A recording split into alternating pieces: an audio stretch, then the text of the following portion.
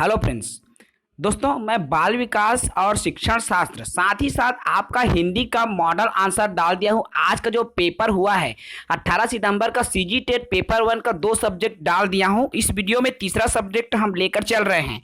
Paper 1 की हम बात कर रहे हैं दोस्तों, जिसमें हम पर्यावरण का बिल्कुल 30 एमसीक्यूज जो आया था आपका पेपर में, 30 प्रश्नों का जो मॉडल उत्तर देखेंगे। तो बिल्कुल चलिए देर न करते हुए हम शुरू करते हैं। देखिए, प्रश्न 121 है। एक पारिस्थितिक तंत्र के अपघटक हैं, तो इसका जो उत्तर है दोस्तों हो जाएगा ए, कार्बनिक पदार्थों को अकार्बनिक पदार्थों में बदलते हैं। प्रश्न क्रमांक 122 है। निम्नलिखित में से कौन सा पर्यावरण का भौतिक घटक नहीं है? इसका उत्तर हो जाएगा सी, कवक। 123वां प्रश्न है दोस्तों। देखिए, इनमें से कौन सा विद्यार्थियों के उचित व्यवहार में वृद्धि करने के लिए सर्वाधिक उपयुक्त है? तो इसका जो उत्तर हो जाएगा आपका पुरस्कार। अगला प्रश्न है दोस्तों, प्रश्न क्रमांक 124। देखिए 124, इनमें से कौन सा प्राकृतिक और सामाजिक अंतःक्रिया का उदाहरण नहीं है? तो इसका उत्तर हो जाएगा ए, पेड़ों को काटना सामाजिक और अंतःक्रिया का प्राकृतिक और सामाजिक अंतःक्रिया का उदाहरण नहीं है। ठीक है। प्रश्न क्रमांक 125 है दोस्तों। निम्नलिखित में से कौन सा कथन रचनावादी दृष्टिकोण के बारे में सही है? तो इसका उत्तर हो जाएगा सी, सीखना उद्दीपन और अनुक्रिया के द्वारा होता है। प्रश्न क्रमांक 126 है फ्रेंड्स। दहेज प्रतिषेध अधिनियम कब लागू हुआ? इसका उत्तर हो जाएगा सी, जुलाई 1961 में। 127वां प्रश्न है हमारा। देखिए, पर्यावरण की पाठ्य पुस्तक के संबंध में कौन सा कथन सही है? तो इसका जो उत्तर हो जाएगा दोस्तों सी, केवल बी सही है। ठीक है। प्रश्न क्रमांक 28वां है। देखिए 28वां प्रश्न क्या कहता है फ्रेंड्स। तो 28वां प्रश्न है, शिक्षक आकलन के किस उपकरण के अंतर्गत बच्चे की सीखने की प्रगति की जानकारी एकत्रित कर उसका रिकॉर्ड रखते हैं? तो पोर्टफोलियो में होता है। 20 का उत्तर हो जाएगा। 129वां प्रश्न है दोस्तों। पर्यावरण अध्ययन में कहानियों को एक शिक्षण शास्त्र की तरह उपयोग किया जाता है? तो इसका उत्तर हो जाएगा बी, ए बी सी तीनों सही हैं। प्रश्न क्रमांक 31वां है दोस्तों। तो प्रश्न क्रमांक 30वां है। देखिए, इनमें से कौन सा पर्यावरण अध्ययन में रचनात्मक आकलन है? इसका उत्तर हो जाएगा डी, बच्चों के क्रियाकलाप करवाना और अवलोकनों को दर्ज करना। प्रश्न क्रमांक 31वां है हमारा। देखिए, पर्यावरण अध्ययन की कक्षा में बच्चों को खुले प्रश्न पूछने का जो उद्देश्य है, बी, बच्चों में अपसारी चिंतन का विकास करना। प्रश्न क्रमांक 132वां प्रश्न है। देखिए दोस्तों, 132 कहता है, पृथ्वी अपने अक्ष पर एक घूर्णन करीब खाली स्थान में पूर्ण करती है, तो 24 घंटे में पूर्ण करती है। ठीक है। अगला प्रश्न है 133वां। तो देखिए 133वां प्रश्न क्या कहता है फ्रेंड्स। तो पर्यावरण अध्ययन की कक्षा में शिक्षक ने अदरक को तना कहा क्योंकि इनमें पूर्व और देखिए क्योंकि इसमें पर्व और पर्व संधियां होती है। ठीक है। बी इसका उत्तर है। 134 का क्या होगा दोस्तों? तो देखिए 134 में आपका प्राथमिक स्तर पर पर्यावरण अध्ययन में परिवार का महत्वपूर्ण भूमिका निभाता है। ठीक है। परिवार एक महत्वपूर्ण जो भूमिका है निभाता है, क्योंकि इसका जो उत्तर हो जाएगा सी, यह वास्तविक स्थितियों में सीखने के अवसर उपलब्ध कराता है आपका परिवार। ठीक है। 135वां प्रश्न है दोस्तों। भारत में लड़के लड़कियों के विवाह के लिए सबसे कम उम्र है, तो 21 और 18 वर्ष। बी इसका उत्तर है। 136वां प्रश्न है दोस्तों। मच्छरों के द्वारा फैलने वाले रोग के नाम बताइए।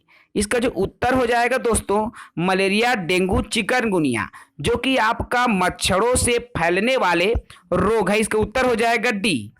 अगले प्रश्न की तरफ बढ़े दोस्तों। प्रश्न क्रमांक 37 है हमारा।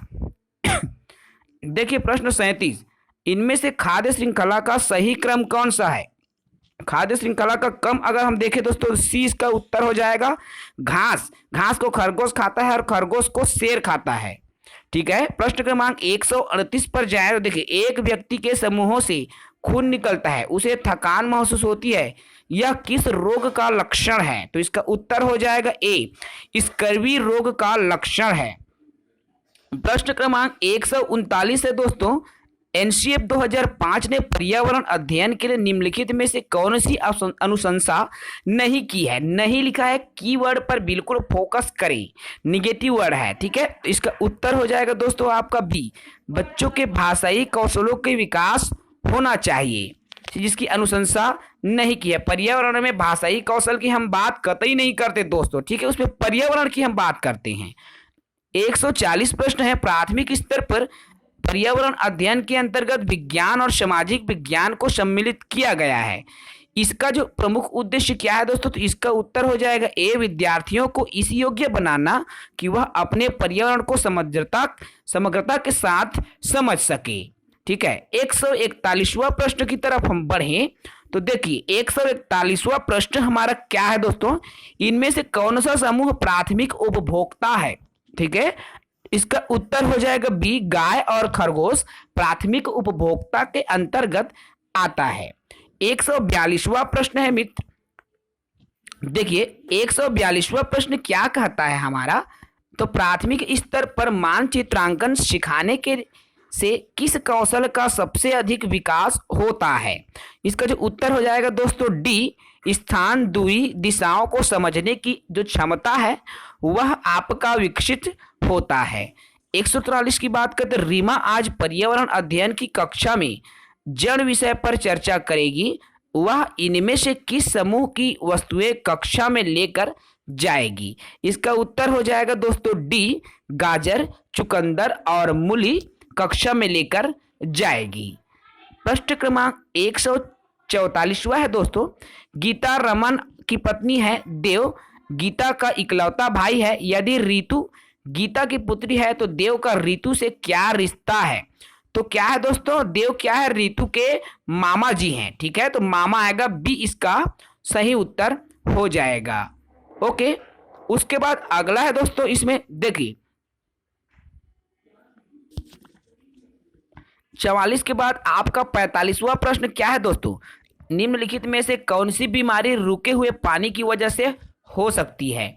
इसका जो उत्तर हो जाएगा दोस्तों आपका मलेरिया, जो कि रुके हुए पानी में मच्छर के पनपने से होती है, ठीक है दोस्तों। प्रश्न क्रमांक 146 की हम बात करें तो देखिए आपका पर्यावरण अध्ययन की कक्षा का प्रारंभ कुछ प्रश्नों से किया जाता है, निम्नलिखित में से कौन सा कथन प्रश्न पूछने के परिप्रेक्ष्य में नहीं है? तो इसका जो उत्तर हो जाएगा दोस्तों आपका डी, बच्चों का चिंतन प्रकरण तक सीमित किया जा सकता है। ओके, अगला प्रश्न है प्रश्न क्रमांक 147, निम्नलिखित दिए गए कथन के संबंध में सही विकल्प का चुनाव करें। इसका जो उत्तर हो जाएगा आपका बी, ये बच्चों को समस्या का समाधान करने में सहायता करते हैं। इसका उत्तर हो जाएगा दोस्तों आपका बी, ठीक है। 148 की हम बात करें तो 148वां प्रश्न है, वन के पारिस्थितिक तंत्र में कवक को किस समूह में रखा गया है? तो यह दोस्तों आपका अपघटक के अंतर्गत आएगा, क्लियर है। 139वां जो प्रश्न है दोस्तों, देखिए 139वां प्रश्न क्या कहता है? तो सजीवों में श्वसन से संबंधित अंग है, सजीवों में श्वसन से संबंधित अंग क्या है आपका? बी, तो बी है दोस्तों, ठीक है, गले, त्वचा और फेफड़े। 150वां प्रश्न है हमारा, अंतिम प्रश्न है दोस्तों, देखिए इनमें से कौन सा कथन कक्षा में आयोजित गतिविधि से संबंध में गलत है? तो इसका जो उत्तर है गतिविधि समूह में ही की जा सकती है। देखिए गतिविधि के लिए केवल समूहों का होना आवश्यक नहीं है, एकल तरीके से भी गतिविधि होती है। इस प्रकार से दोस्तों इस पर्यावरण में 30 जो इम्पोर्टेंट अर्थात जो आज की स्थिति में पूछे गए 30 जो प्रश्न है उसका मैं मॉडल उत्तर इस वीडियो में बताया हूं दोस्तों। अभी तक आपने हमारे चैनल को सब्सक्राइब नहीं किया है तो चैनल को सब्सक्राइब कर देंगे। जय हिंद, जय भारत, जय छत्तीसगढ़।